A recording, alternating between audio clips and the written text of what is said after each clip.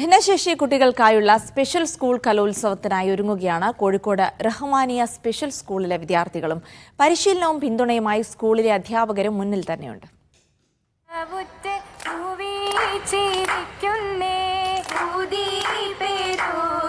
മാസങ്ങളുടെ പരിശ്രമമാണ് അവസാനത്തിലേക്ക് അടുക്കുന്നത്.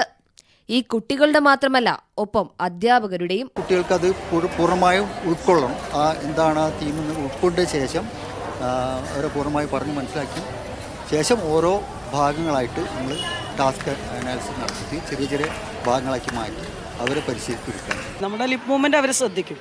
എന്നിട്ട് നമ്മൾ സ്റ്റെപ്പ് 1, 2, 3, 4 നമ്പർ ഇട്ടിട്ട് അവസാനം വരെയുള്ള സ്റ്റെപ്പുകൾ അവരെ പഠിപ്പിക്കും. വെല്ലുവിളികൾ ഏറെയുണ്ടെങ്കിലും കുട്ടികളുടെ സന്തോഷത്തിനൊപ്പം നിൽക്കുന്നതാണ് തങ്ങളുടെയും സന്തോഷമെന്ന് അധ്യാപകർ. പ്രൊഫഷണൽ പരിശീലകരെ ഏൽപ്പിക്കാതെ സ്കൂളിലെ അധ്യാപകർ തന്നെയാണ് ഓരോ കുട്ടിയെയും പരിശീലിപ്പിക്കുന്നത്. അതിന് ഞങ്ങളുടെ കുട്ടികളെ ഞങ്ങൾക്കല്ലേ അറിയൂ എന്ന് മറുപടി. നല്ല ചലഞ്ചിങ് തന്നെയാണ്. കാരണം എന്താ വെച്ചാൽ ഇപ്പം ഒപ്പനയൊക്കെ ആണെങ്കിലും അവർ പാട്ട് കേൾക്കാതെയാണല്ലോ കളിക്കുന്നത്. അപ്പോൾ അത്രയും റിഹേഴ്സലൊക്കെ കൊടുത്ത് അത്രയും പ്രാക്ടീസ് കൊടുത്തെങ്കിൽ മാത്രമേ കുട്ടികൾക്ക് അത് നല്ലതായിട്ടുള്ള പെർഫോമൻസ് നടത്താൻ കഴിയുള്ളൂ. ഒന്നിനും നമ്മൾ പുറത്തുനിന്ന് ആളെ വിളിക്കുന്നില്ല. നമ്മളിവിടെയുള്ള ടീച്ചേഴ്സ് തന്നെയാണ് റിസോഴ്സ്. അവരാണ് എല്ലാ ഐറ്റം പ്രാക്ടീസ് ചെയ്യുന്നത്. കാരണം അവരുടെ കമ്മ്യൂണിക്കേഷനിലുള്ള പ്രശ്നങ്ങൾ നമ്മൾക്കാണ് അറിയാം. പിന്നെ ഓരോ കുട്ടീൻ്റെ നിലവാരവും അറിയാം. അപ്പോൾ ആ കുട്ടിക്ക് അതിനനുസരിച്ച് നമ്മൾ അവർക്ക് പ്രാക്ടീസ് ചെയ്യുമ്പോഴും പറഞ്ഞ പോലെ ഒരു കുട്ടിക്ക് ചെയ്യാവുന്നതുണ്ട്, അത് കൊടുക്കും. നാടകം, മൂകാഭിനയം, ഒപ്പന തുടങ്ങി നിരവധി ഇനങ്ങളുമായാണ് കുട്ടികൾ കലോത്സവ വേദിയിലേക്ക് എത്തുന്നത്.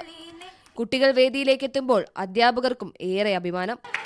ഇവരെയൊക്കെ കാണാനും ഇതൊക്കെ ആസ്വദിക്കാനും കഴിയുമ്പോൾ നമുക്കും ഏറെ സന്തോഷമാണ്. ഒപ്പം ഇവരെ പഠിപ്പിക്കുന്ന ഈ ടീച്ചർമാർക്കും ബിഗ് സല്യൂട്ട്.